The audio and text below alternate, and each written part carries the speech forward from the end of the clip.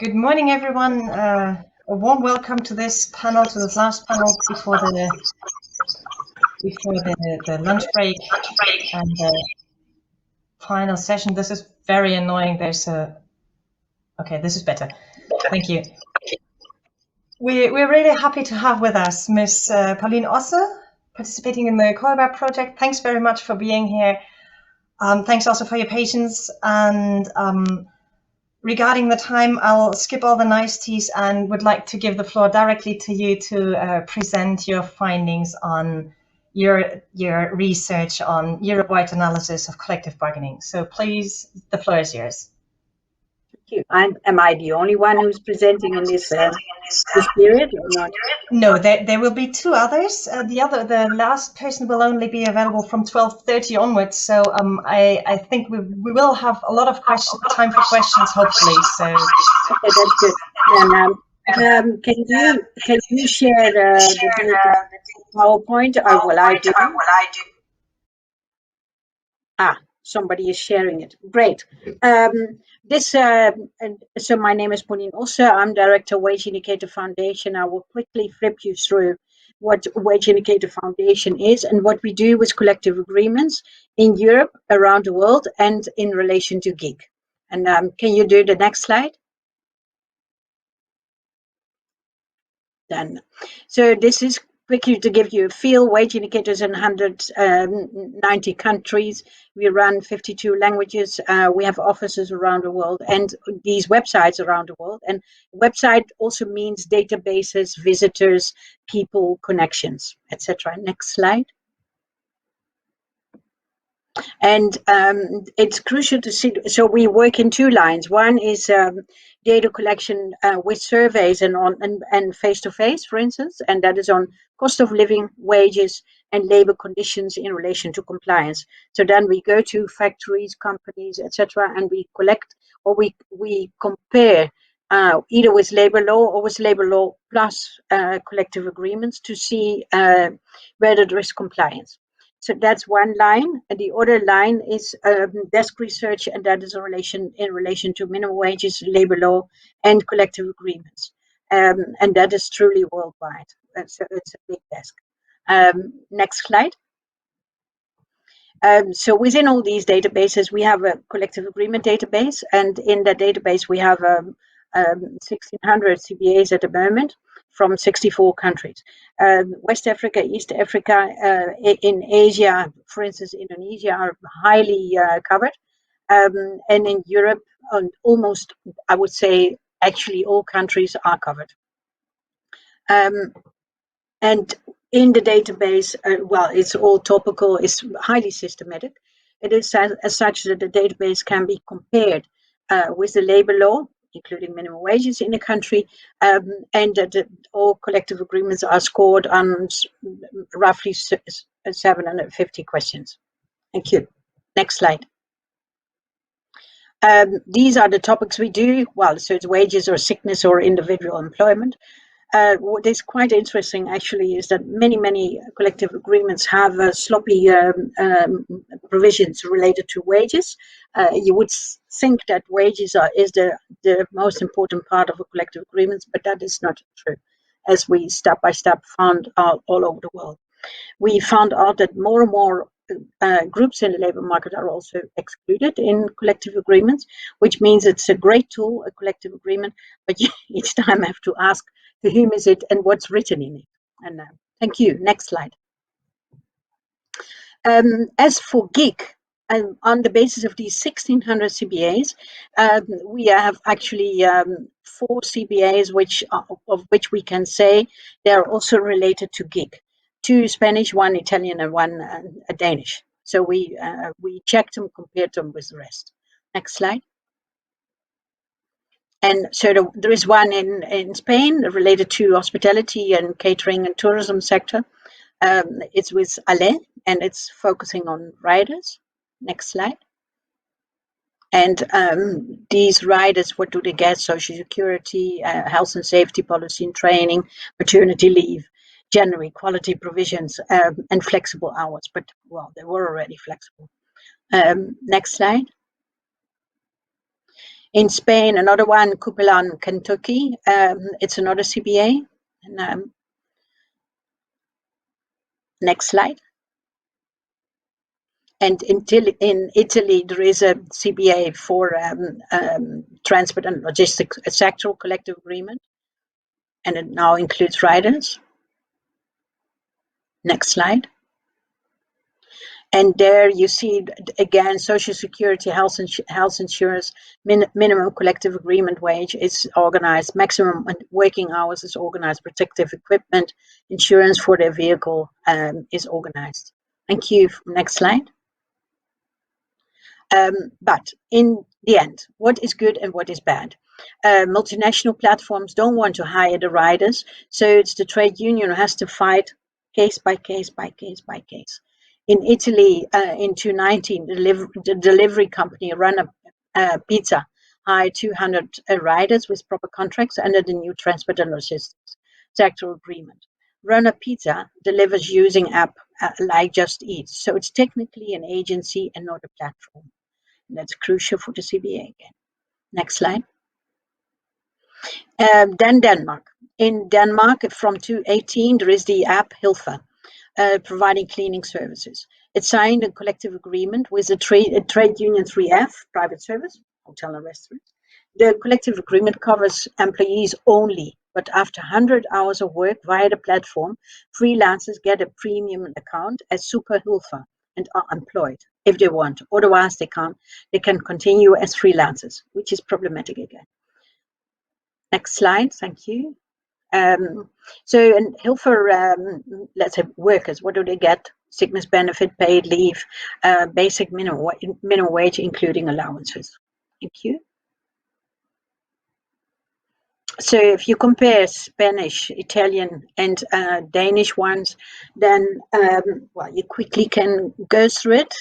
Can I have the next slide? Because then you see that the Danish and the Spanish riders are included in existing collective agreements. When hired, they get all rights others get, and other, let's say, workers get.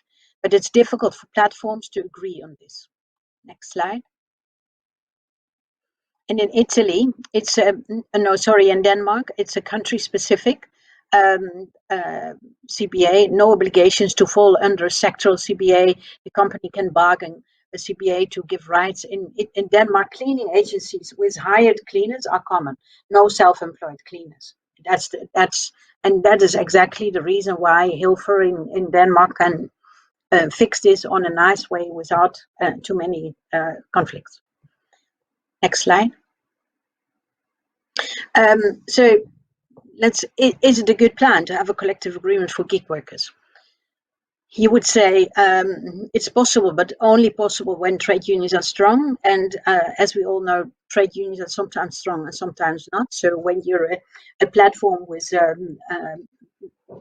offices or options or operations in 40 or 50 countries, it's a problem. It's a serious problem.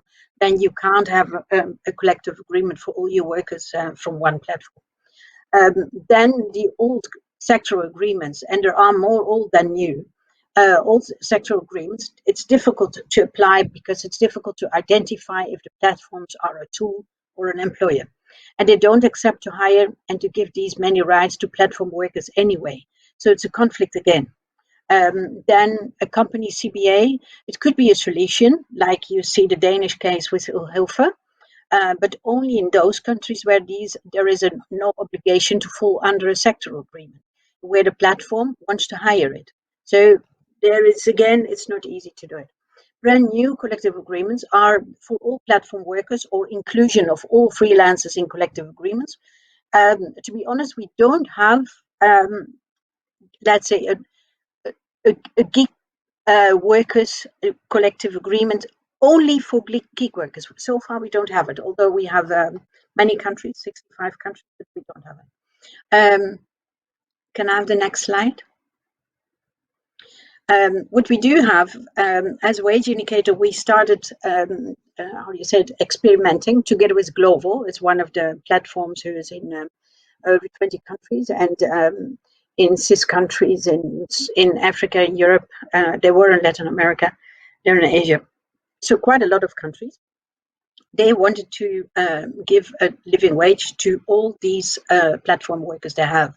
So basically what they did is jumping over the question, is this a worker or a self-employed person?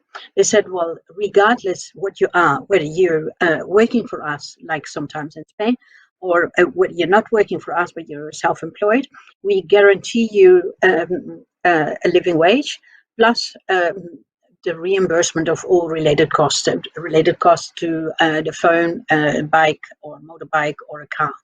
This is a way to, obviously, formally, this is not a collective agreement, but at least then a platform can say, well, for all our workers, regardless where they are, we guarantee this level, at least this level. Of course, then in Spain or in Kyrgyzstan, workers together with Global can still negotiate for more than the living wages or for an extra insurance, etc. But at least there is a minimum which is more than the basic labor law already in all these countries. And so that is a way to tackle it with respect to the workers who sometimes don't want a collective agreement and sometimes want to be self-employed because then they can stay and keep on working for many platforms as they usually do. So this is how we try to overcome it. Thanks for this so far. More information, well, you can come back. Was it clear? Yes, thank you very much for this very concise, very quick presentation as well. I had a lot of interesting ideas already that we can relate also to everything that we heard before. Go ahead. For example, we just heard in the panel before from a Polish colleague about Polish trade unions not being specifically strong, whereas the purely legislative situation there would be quite positive for trade unions. So that would be a really interesting thing to hear from you as well, that you also think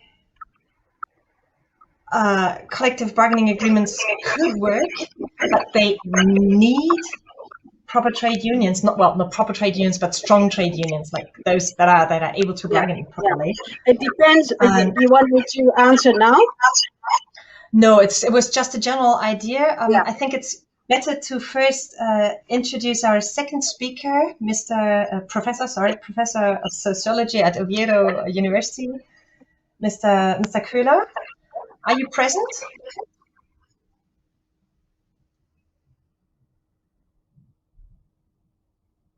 Otherwise, we go on with the questions, because I have a couple more, because it was really interesting. It was a very interesting perspective.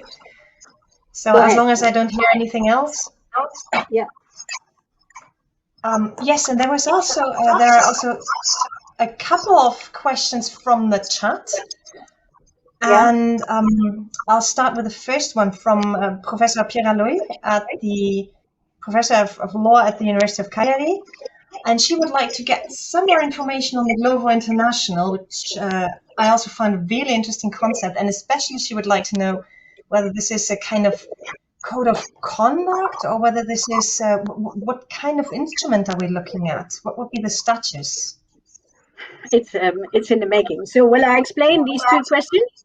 Then let's say the first question, it really depends on from which angle you take it. Are you on the chair of the trade union, the old-fashioned trade union, or a modern trade union? Are you on the chair of a group of workers within a platform? Or are you on the chair of a group of workers who work for different platforms and formed already a cooperative? Or are you on the chair of the employer, let's say one of the gig platforms? So it depends on where you are in order to make a collective agreement, obviously. And then out of our check in the database, you see that because of country legislation, you're not always able to make the best out of it for gig workers. On top, gig workers are not all the same, so it's not that they all want a collective agreement, but obviously they want good regulations or fair regulations. in that whole discussion, because we have been running geek projects and geek research for the last couple of years, we developed together with Global. So that's question 2, what is it? Together with Global, we have been developing over the last 3 months on the basis of data collection on living wages in these countries where they are, and data collection on occupational related cost. Let's say, what is the cost of a laptop or a phone or a bike or a car, etc., if you buy it. So on that basis, we calculated for them a system of which we think this is as fair as that we can say Glovo is allowed to say that living wages from wage indicator are used. That doesn't mean we give stamps and we don't give stamps, never, because we want to stay independent, but we help them out quite far. They want to start showing or developing it further and sharing it with their workers from July on.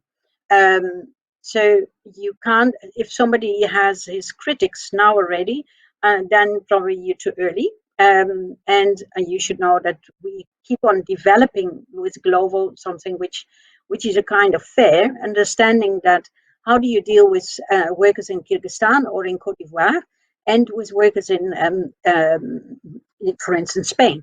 You want all these workers being from Global, you want all these workers having a fair wage, that in the first place, fair reimbursement, fair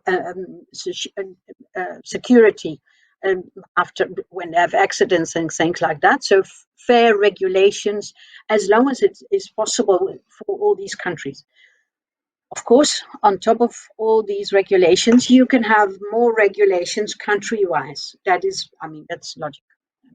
So these are my 2 answers so far.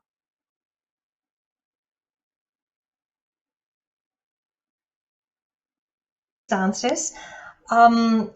Would you mind if I ask a couple more questions? Yeah, go ahead. Yeah. Because I saw in one of your slides, I think it was the Danish case, about a minimum amount of hours that you have to work in order to be qualified. Is that right? I thought it was like 100 hours for this organizational integration. Is that correct? Yeah, you come on a higher level. This is okay. There are more examples, as we know from other platforms, with the amount of hours, and then you come next grade, and you have to pay less to enter or to use the app, things like that. So there are more of regulations, which doesn't make it more transparent or fair, by the way. Yes, and we discussed on the panel before this, we discussed the concept, it was Oriane Lamine from the Université Catholique de Louvain. She discussed the concept of organizational integration. So I was thinking of whether there might also be links there. So whether we could already kind of integrate your data into our more legal concepts. Because I think eventually you'll need both. We need the data-driven research, and we'll also need to figure out the concepts we need on the basis of what for example, you figured out, not just you, but your whole organization, of course, figured out. Yeah.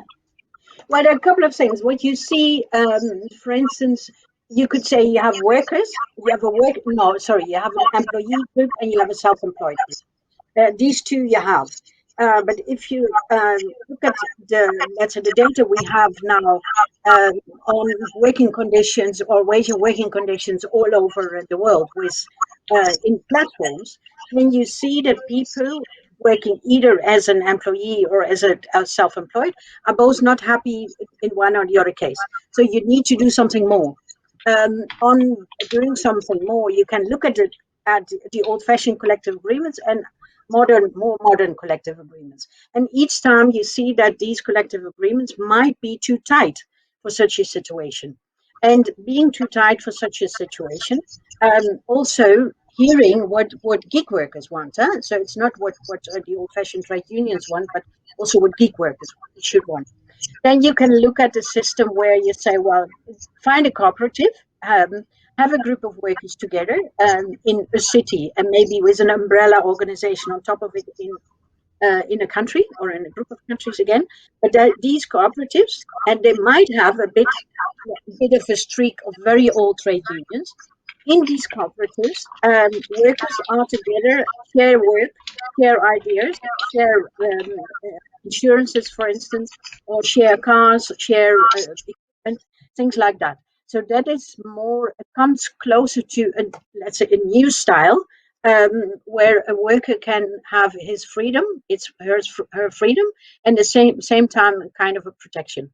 That is that looks like an option, maybe better, if the old trade unions, or whether the trade unions are able to fix the ultimate collective agreement.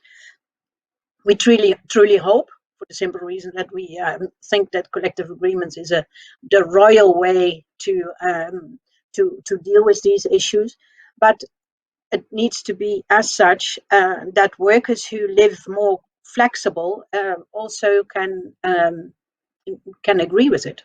And now it's either you are the employee and you're well off, or you are nothing, and you should have something, let's say, the royal third way. We're looking for that, and the global option, we're looking together with global on the third way. But note that is formally not a collective agreement. And we can't negotiate as wage indicator. We only can develop, collect data, look at the database and say at the database we see on the basis of thousands CBAs that this is something which is normal. So do it. It's data-driven. Yes. Well, data-driven, that's one of the fancy words that we have to use here at the university. So, but we are data-driven. Yes, and I think that is something we have to get used to, and therefore it's a big pity that Professor Köhler can not join us for technical issues, because he could also have offered us the possibility to show us another perspective. I'm just getting another question on the chat from Christophe Tessier from the Astres, and he asks whether you think that such kind of cooperatives as an alternative to gig work might be economically sustainable, in the case that Uber is not. Would you have any ideas on that you'd be willing to share? But it's sustainable. To be honest, economically I don't know. Sustainable, yes. Well, let's say then you talk about not half a year, but for a long time. I don't know, and I wish. I don't know. And my issue is that if you talk about collective agreements, you have to talk about either a workers' group of a company, or you talk about a trade union, because these two can negotiate. But how to deal with groups of workers who anyway work with different platforms, not with one. So then you have to find another way of dealing with it on a smart way, having a nice, flexible, smart collective agreement, not for one country, but because that's what we wanted to do with Global, to say you lay a minimum for all your workers in all countries. So it's not that you have only, let's say in Belgium it's nice and in the Netherlands not. So that's exactly the way not to do it, because that's how you see how garment workers are in terrible positions at the moment in Myanmar, for instance. So you want to have a baseline for all gig workers in the world. We started with one company and all gig workers from one company, and to say, well, this is the minimum. You should have just the minimum. And the minimum is higher than the minimum wage in Côte d'Ivoire, for instance. So it's much higher, by the way. So it's different. Sustainable, I don't know. Is a family sustainable? That could be the same question. So is a company sustainable? I look at the last year, the core family with just two parents working full-time and no childcare because it's closed, family is not sustainable. Yeah, so So it sounds a very cool question, but and then we have to know what is compared to what is it sustainable. Yeah. I think. I think you already kind of forestalled another question, because you said we're looking for a third group, actually. And a third way.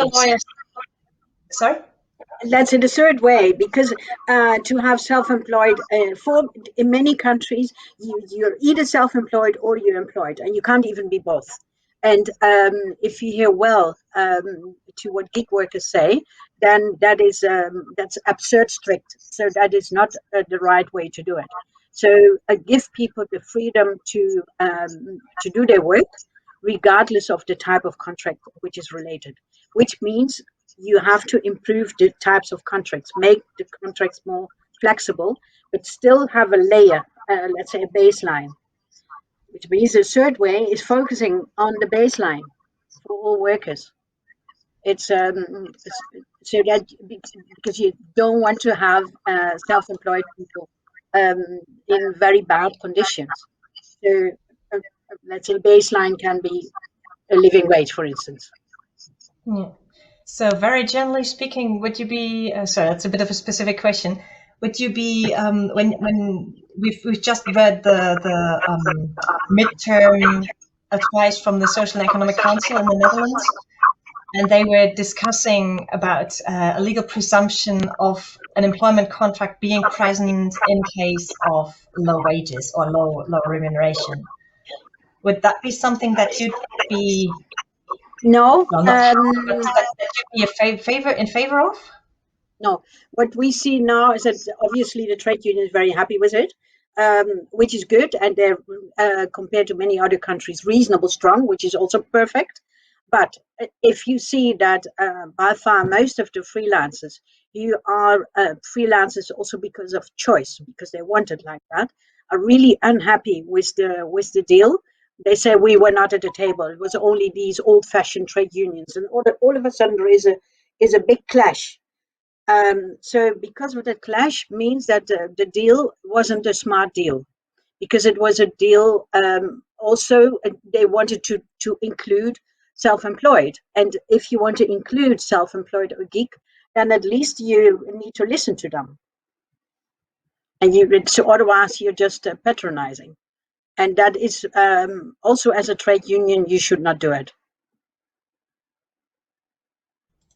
No, I think that's a very clear thing. You should never be patronizing someone, at least not someone who is not organized with you and who never gave you a mandate. And that. Yeah. However, you just mentioned something. Mm-hmm. Hang on, there was something. Can I see the chat again for a second, because that was too quick? Yeah. Oh no, that was just a thank you from Christophe Tessier for your answer on the economically sustainable cooperatives.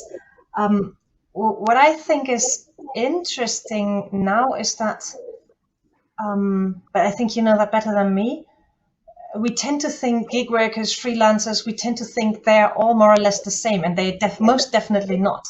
Not if at you all. Look into everything that that's been said about the European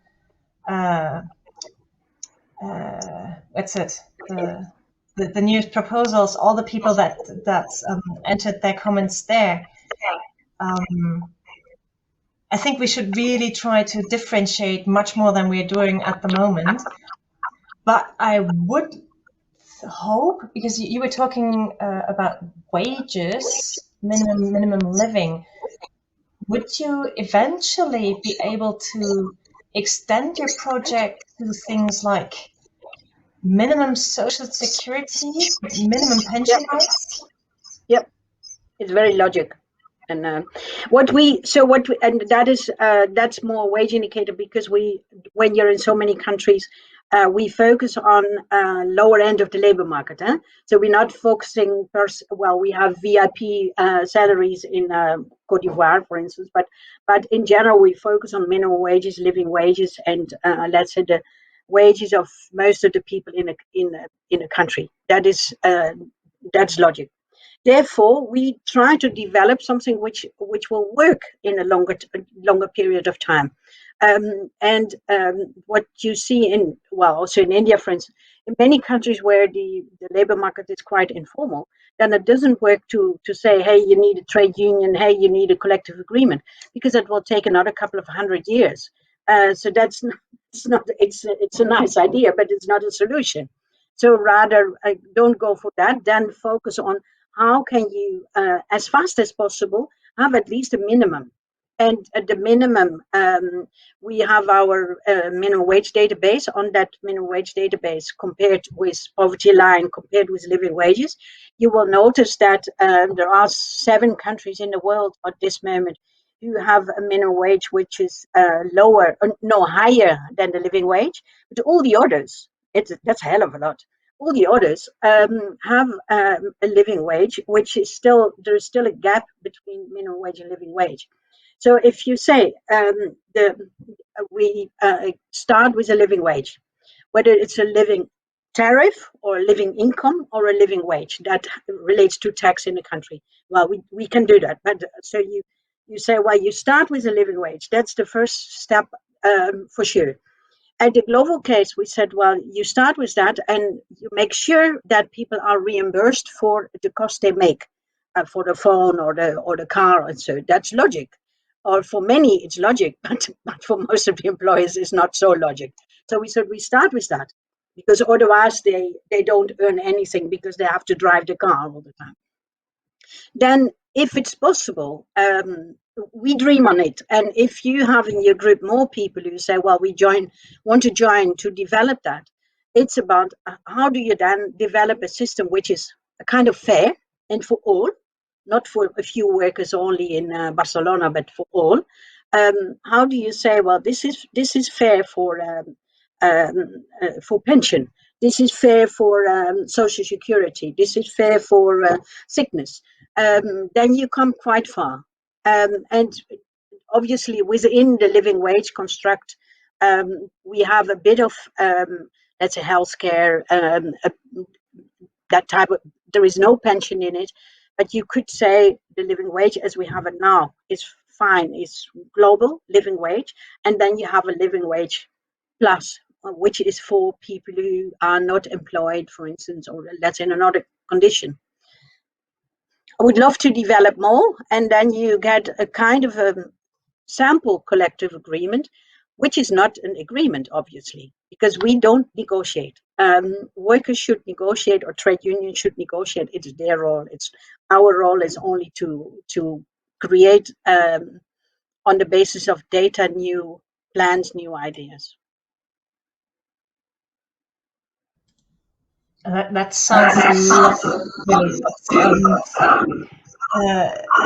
If you could provide us with these kinds of data, so you can actually tell people what they should be doing with their like what they should negotiate for, what they would need, because I think quite a lot of people don't even know what they would need. I have personally no idea. Yeah, like the living wages is, so we come with that floor already, eh? So it's not that we say, well, let's play and see what should be in your basket. We say, well, this is full stop. This is the basket as is there set in our case for 145 countries. We have the living wage. So that's where you start with. So at least that's there. Then the next, so each next what you think is relevant, we can come with again the baseline. Well, if somebody is challenging us, come with that idea as SAP with a group, then we do it. That is then, let's say, a third way collective agreement, not only for gig workers, for everybody who is self-employed or who is different, who says, I want to be different. Yeah, and I think that's really information that also self-employed, solo self-employed especially, would need, because they often find it difficult to figure out what they would need in order to be able to ensure themselves and so on, to thrive, to actually have the same kind of protection. Well, protection sounds patronizing again, but to be able to give themselves the same rights and securities as other people already have. And then obviously, hopefully, you could also try to limit competition on costs, which would be an extra benefit, I think, because costs should, in my view, but that's a personal opinion, so if you disagree, please tell me. I think costs, security costs, things like that, should never be relevant when discussing whether you will have some work done by someone who is not insured or by someone who is insured against a certain risk. I think if you tell that an employer, the employer will say, well, that is not your business, I will do it myself, I think. So then it's a part of the government. Then government should say, well, there is a, let's say, is a big fat baseline in a country, and you should not go below. But as you all know, that, let's say, the labor law in many countries and the minimum wage in many countries is as such that, well, that you can easily work 50 hours or 60 hours or so. And we think it's not good for people to work so many hours. I fully agree. Yeah, so you have to organize that differently and let's say smarter. Thank you very much for your elaborate answers and for your time already. Thanks a lot. And I see now Professor Köhler from Oviedo University. Can you hear me? Yes. Yes. Okay. A warm welcome to you as well. Thanks for being with us.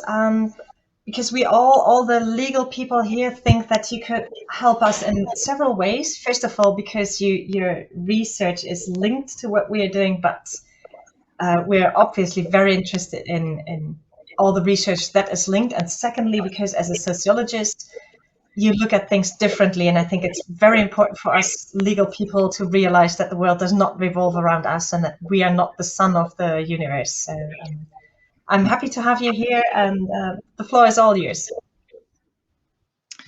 Yes, good morning. Because I'm struggling all the morning with my computer and was not able. So I'm now only connected my smartphone, and I never did give say or talk smartphone.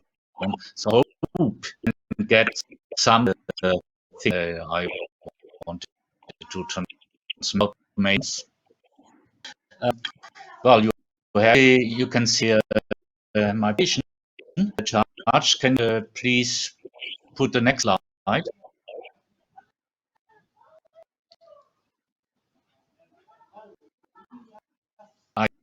Yes.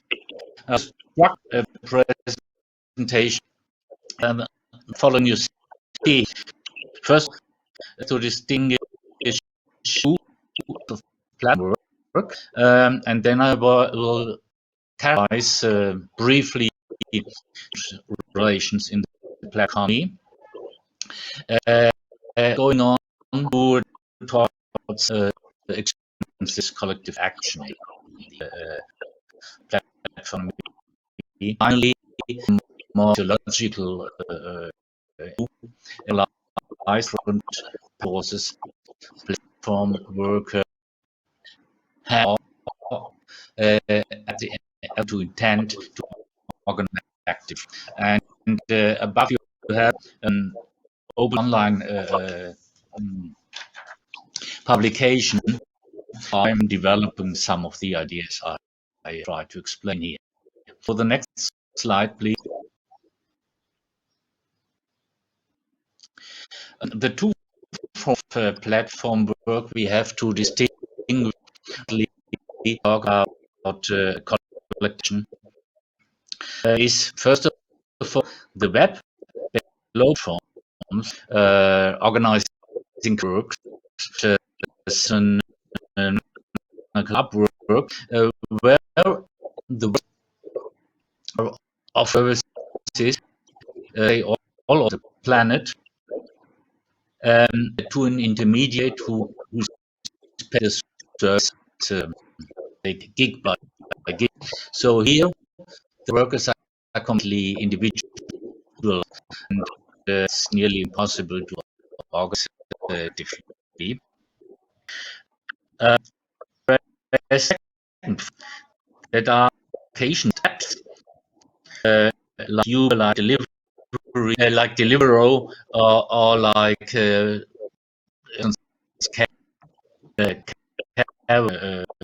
app services. Here there is at least location-based employment. There is potential. We'll talk about mainly form of work where some experience have been collecting and with collective acts. So next, please.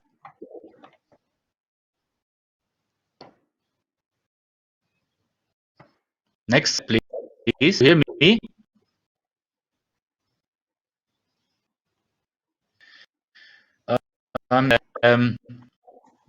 Some marks on relation in the economy. Author talk about the putting out this truth fear, which refers to the reduction of the capitalist practices present in the early days of before capitalist economy came in line of prices, bargain and on. Soft work, handwork, home base for intermediaries, forms of capitalism in the early 90s in the century of workers, and now are produced in platform. Show that of the employment is which underemployed, often with no employment status, lacking level of the basic labor. The labor movement organizations have achieved in their during the century, such as salary tract, health and safety conditions, pension system, holiday pay, social security, and so on. Many of these very basic labor rights missing in the platform. Holm, soy José María Miranda. Next slide, please. Tenemos problemas tremendos para escucharte. ¿Puedes apagar la cámara, por favor, para ver si así recibimos mejor tu sonido? Can you please switch off your camera? Sorry, do you mean? We have terrible problems with your sound. We can't even hear you. Can you switch off the camera, please? Just to try if the sound goes better. Next slide.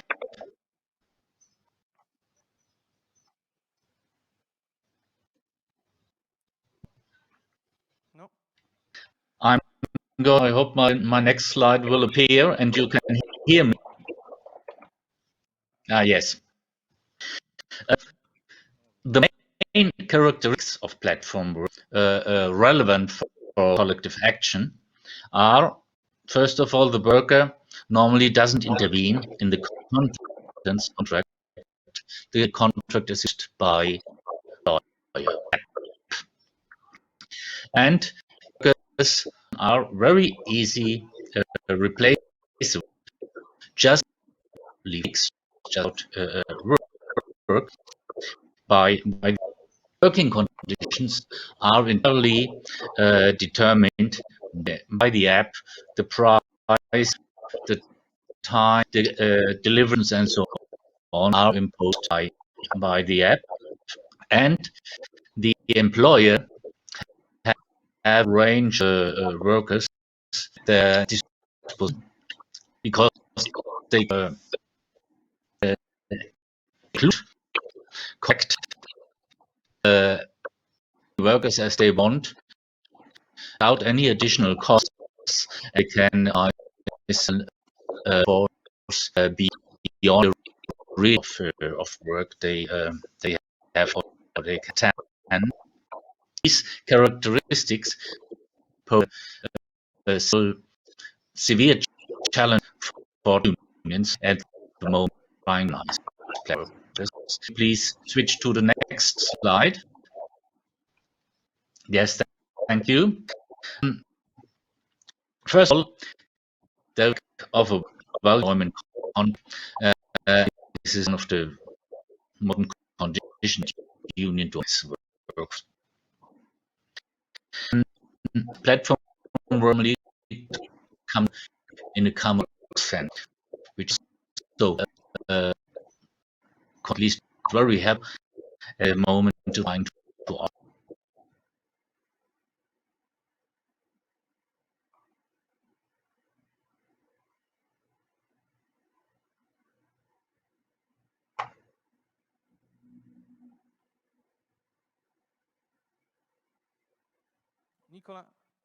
Nicola, please. We are having problems with Holm. Give the floor to Antonio. I can't see anything except the chat right now, so... We are having problems with Holm's connection. Please give the floor to Antonio. Yes, I guess that much. Okay, well, that offers us a new possibility to introduce to you Mr. Antonio Aloisi. Thank you very much for being here, as you've been very busy and just come in from another meeting. So thanks for making the time, and thanks for being here. And without doing anything else that would limit your time even more, I think it's best to give you the floor immediately, and you have questions afterwards. Okay, thank you very much. I don't know if those of you that are connected from the university can share it.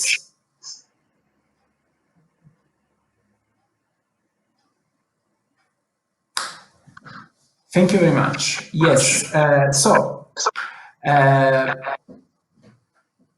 there is a background sound, and I hope that the connection for those of you that are connected remotely is going to work better than before. I want to take this opportunity to thank the organizer of this event, of this final event, and of course I would like also to mention the importance of this project aimed at mapping the role of trade unions, and in particular collective bargaining agreements, in the field of the platform economy, and broadly speaking in the field of non-standard employment. Basically, I wrote my doctoral dissertation on this, in particular on the individual implication of the platformization of the labor market. So I've been following the work conducted by all researchers working with COGENS. So again, thank you very much, and I would like to take this opportunity to present the preliminary finding of my current work, which is funded by the European Union Horizon 2020 program. I'm working thanks to the Marie Curie Fellowship.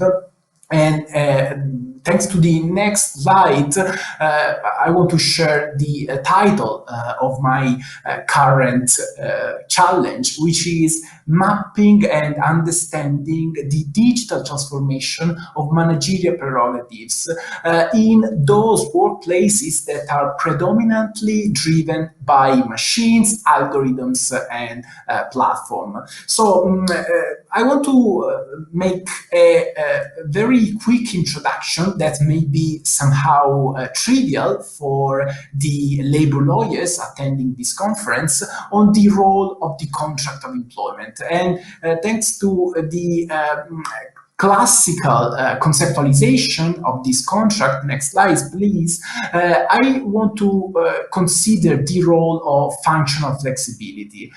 In the next slide, I want to stress the other slide please. I want to stress the importance of managerial prerogatives and the contract of employment relationship, then I will try to disentangle the magnification, the augmentation of managerial prerogative in the context of the COVID-19 pandemic, which has prompted an important acceleration and also a validation of the introduction of new technologies at the workplace. And then I will try to sketch out the preliminary ideas of my current project. Next slide, please.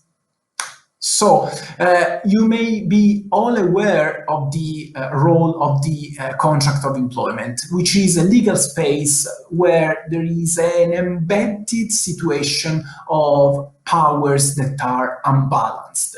To this must be added another important failure, which is the situation of informational asymmetries that can be found in the context of the contract of employment. So I would like to stress the point that is about my working hypothesis, on which I'm trying to develop a theory thanks to data and experiences that will be collected by involving social partners, tech experts, business leaders, through a rather wide survey that I'm planning to conduct in 3 different countries: Spain, France, and Italy.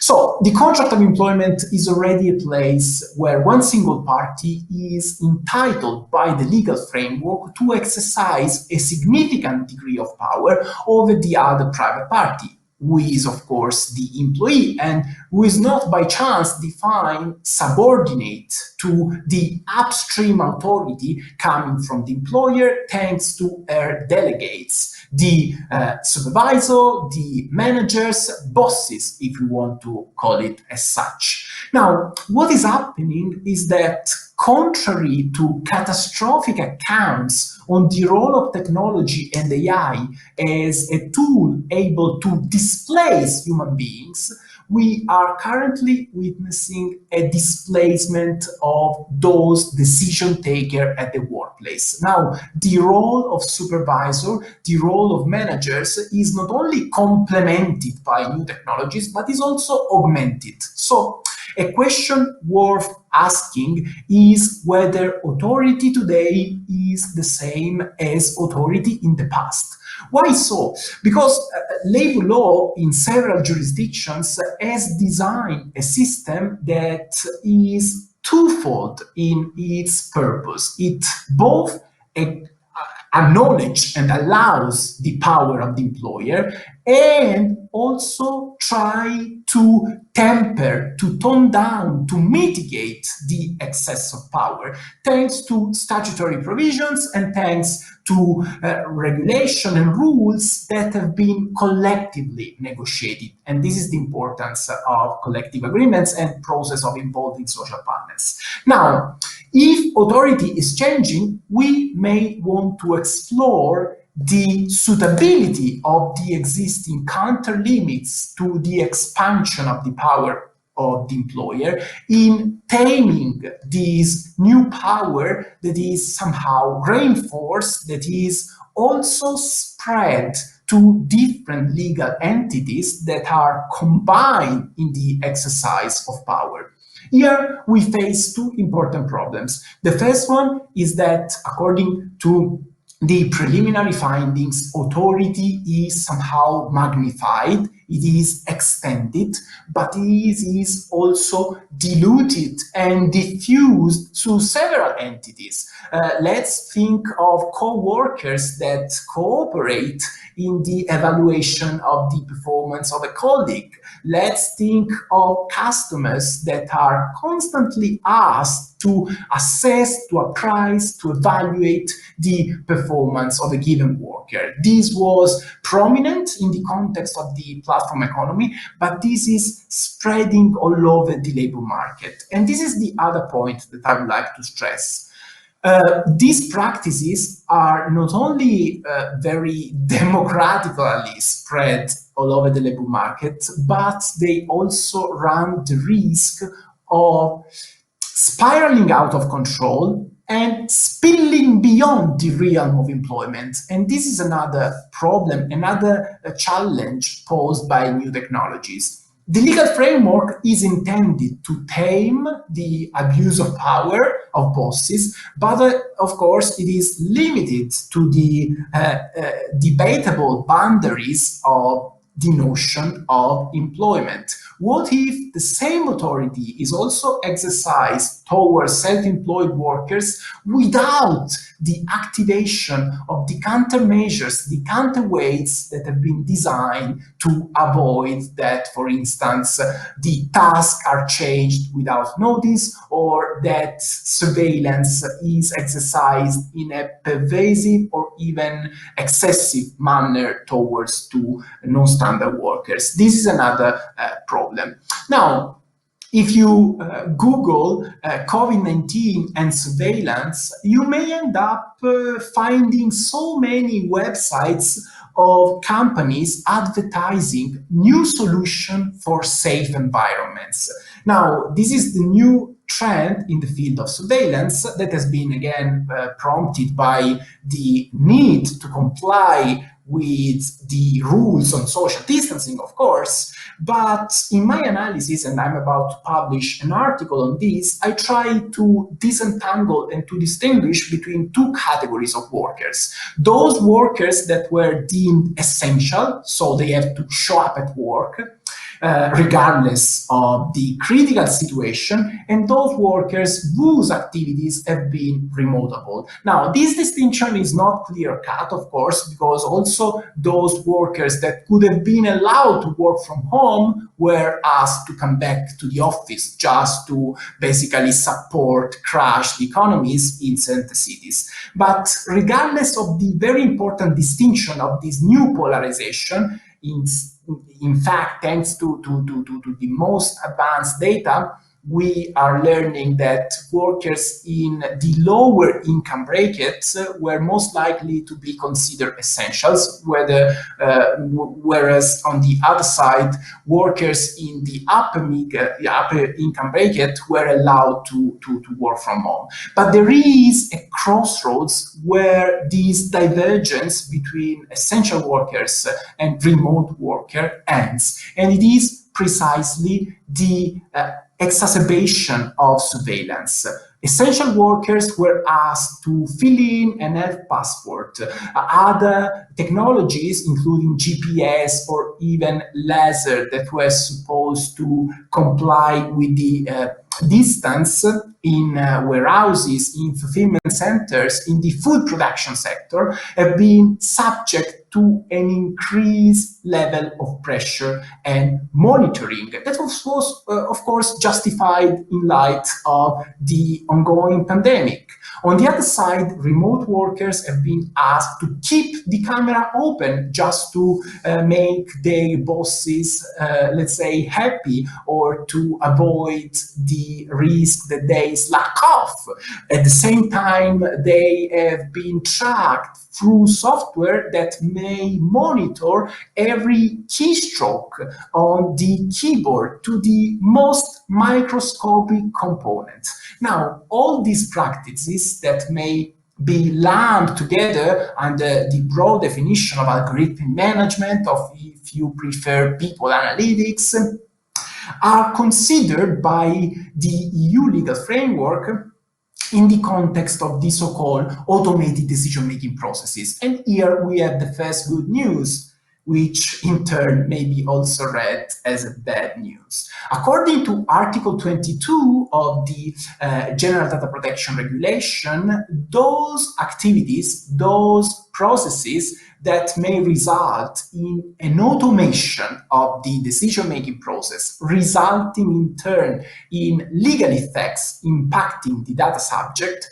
are to be banned. And this is wonderful for all consumers all over Europe, all consumers that are based in Europe. We know that the GDPR is also promising in its so-called Brussels effect, the power of EU institution to regulate beyond the boundaries of this legal entity.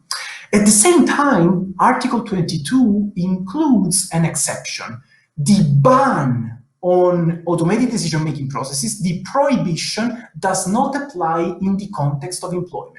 This means that workers in Europe are far less protected than consumers in Europe when it comes to deploying technologies that can be used to track workers and also to complete a decision. There are additional rights, the right to obtain a human intervention, the right to object to a decision, but here we are somehow accepting the possibility that automated decision-making processes are implemented. And this is going to be even more problematic, concerning, if you want, in light of the newly proposed AI Act, which basically classifies this tool as a high-risk technology, but basically create an environment where all the consultation, information, and co-determination rules are totally skipped.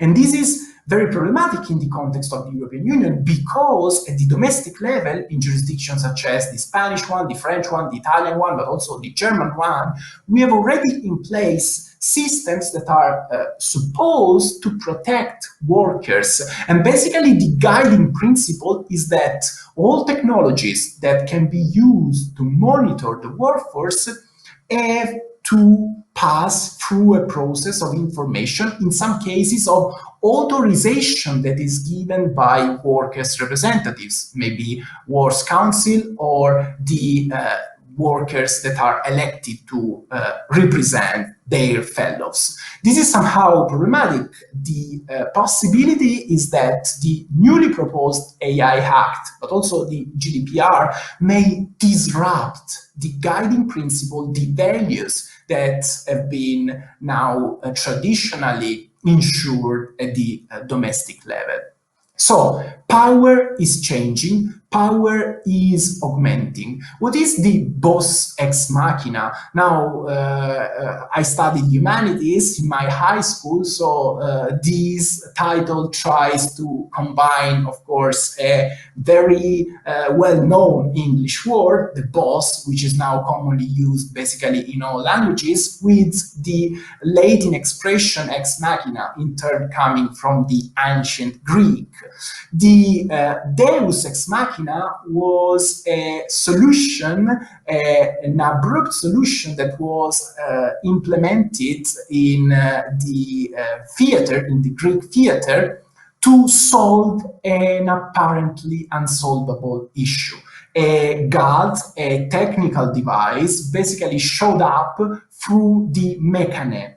Here, what I'm claiming, and many other labor lawyers have been discussing about this, is that the traditional activities performed by employers and managers are now entrusted to digital devices in all the full cycle of managerial prerogatives, from selection to recruiting, from promotion to the attribution of a remuneration, to even the termination of the contract.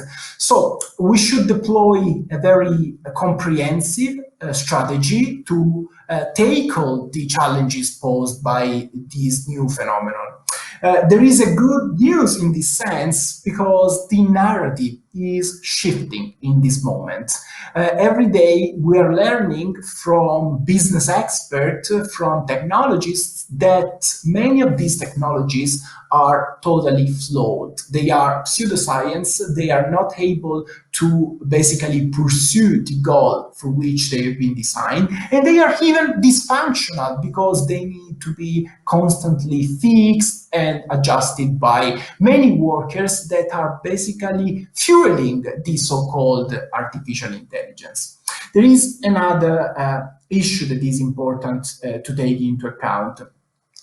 The impact on productivity may also be negative. Now, several accounts are trying to explain us that a mere focus on a short-term task, on a short-term objective, may be very short-sighted, and the risk may be to thwart competitiveness for many EU companies, let alone the risk of being deemed liable in case of decisions that are also outsourced to software that have been bought by third-party vendors. So in addition to basically promoting a culture of data sovereignty, in addition to basically reinforcing our critical attitude toward data sharings, we must investigate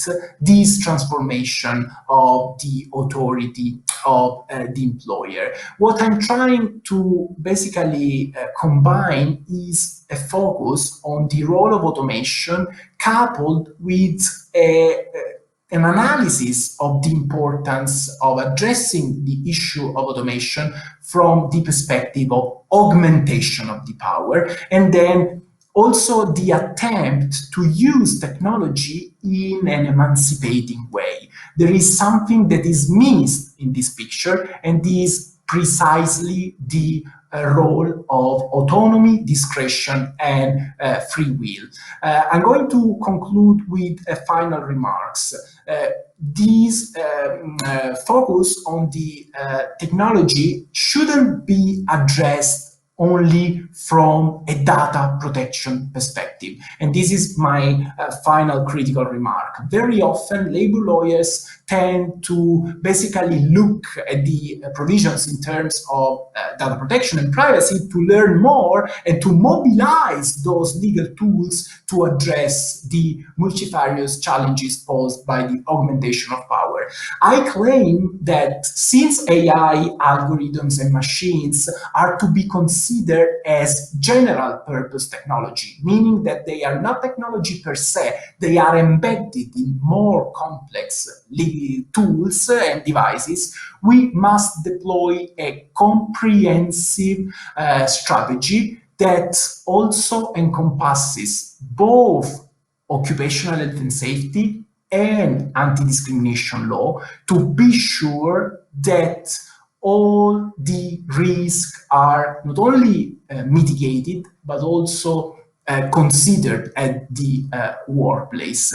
So, to conclude on this, I guess that at the moment, what we're witnessing is the risk that instead of emancipating a new open environment, technology is often used to deepen authority. This is dysfunctional also for companies, but here the importance of labor regulation is to reinvent itself to make sure that we enforce the already existing rules, to strike a balance between the possibility of upholding genuine innovation by providing concrete legal solution to authentic needs for flexibility with the need to safeguard labor rights. I'm going to stop here, and of course I look forward to getting all your potential comments. As you know, the project is ongoing, so feel free to send me an email. There is also a website for the project, which is, of course, bossexmachina.ie.edu. And thank you very much for giving me the possibility of sharing these preliminary remarks on this ongoing project. Thank you very much.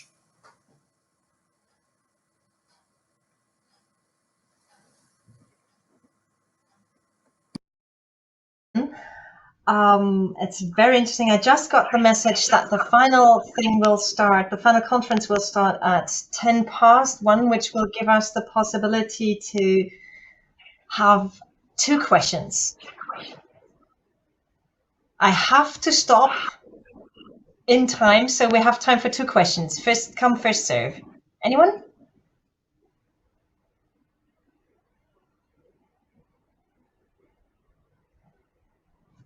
I can't see the chat from here, so I'll wait for that. Yes, there's 10 minutes for question and answers, but please be quick with your questions. I heard so many interesting things, but I've already let the discussion on the first issue, so I feel it's someone else's time maybe to start with the questions. What I really found interesting was your concept of your concept of authority. That you said it cannot in the 21st century. This cannot be the same concept as it was in the 20th century. And I think this could really help in clarifying new legal concepts as well, because we're still trying to look to old paths in a sense, to figure out whether or not we can make gig workers still kind of workers, to find them falling under some kind of authority, whereas the question obviously could also be whether they should. I don't know whether you have any specific more ideas on that. Yes, of course. I'm trying, of course, to substantiate this claim about the transformation of authority, and I guess that we are also in need of a more concrete mapping exercise on the role of authority.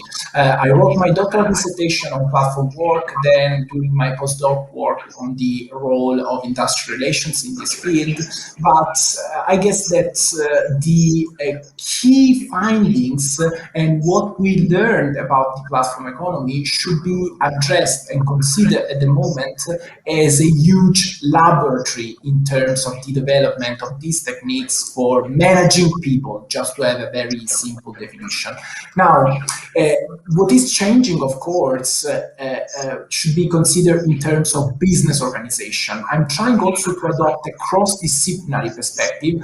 At the moment, I'm reading something about organization studies, surveillance studies, because there are some implicit changes, implicit differences. The first one, for instance, being the fact that in the past, authority has been exercised in a very direct and discrete manner. So just to make a simple example, workers were, of course, under scrutiny, but the scrutiny was carried out through human gaze, which is far less intrusive. Of course, I'm fully aware that there have been so many industrial revolutions, and also in the past century, there were complex organizations and companies that were basically counting on several sources of powers.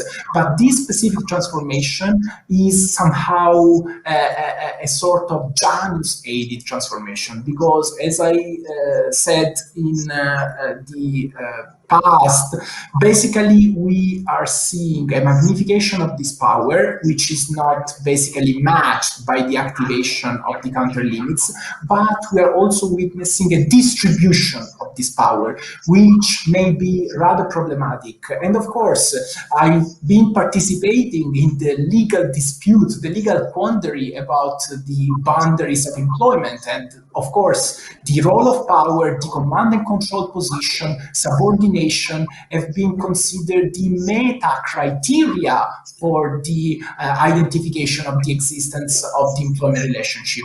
Probably we've been addressing this issue just in order to solve this dispute with a sort of remedial logic, but I'm afraid at the moment that this magnification of power is expanding much beyond the phenomenon of the platform economy. And this is why probably, as I said before, the information that we have, thanks to the global debate of platform work, should be somehow stretched, expanded to understand if something more structural is happening, and probably we should build a theory or a sort of interpretative guidance on the role of authority. There is a long stream of research on the so-called illiberal nature of the contract of employment. We should try to rethink those ideas to understand whether they are fit for purpose in this digital age. Wow, thank you very much for that elaborate answer.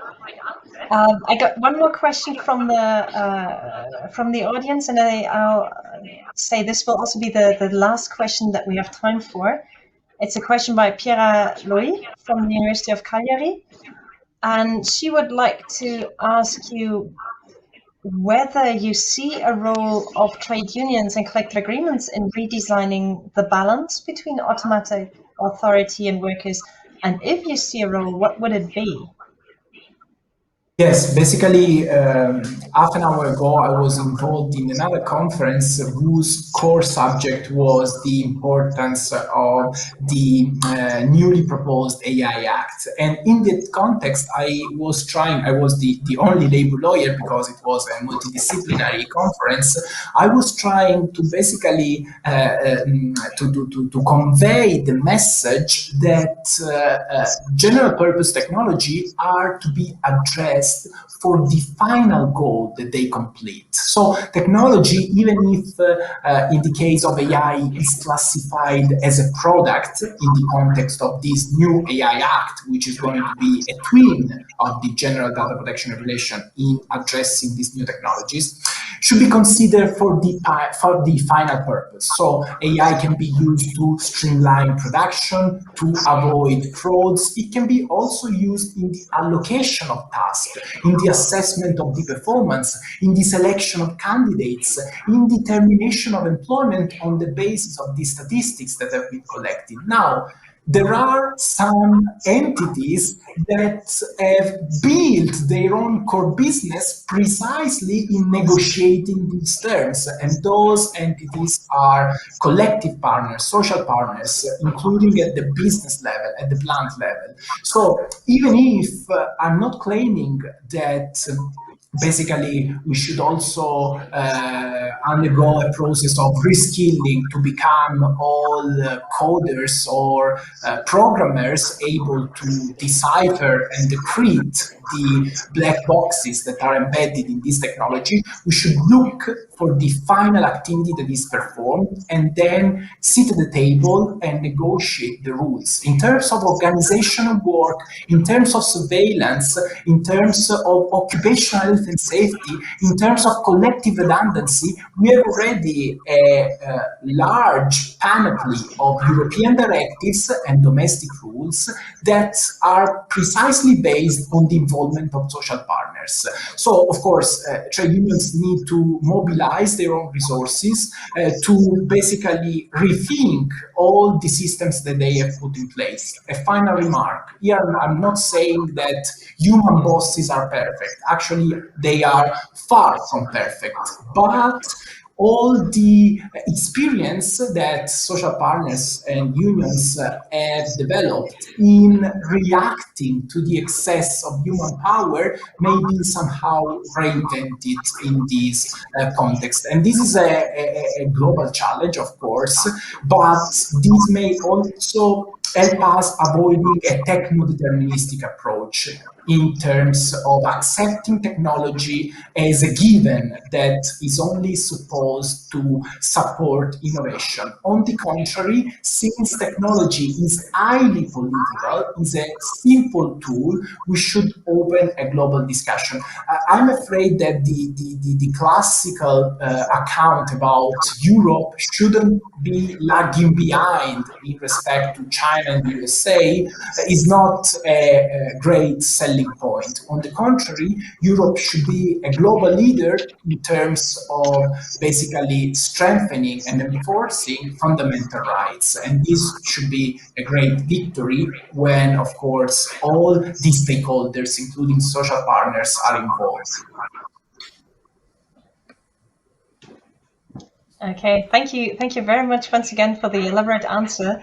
Thanks both of you for sharing your work with us. Thanks for being here. Thank you. Apologies once again from Professor Köhler, whose connection was so bad that in the end he decided it would be better to give the floor to those who actually will be understandable.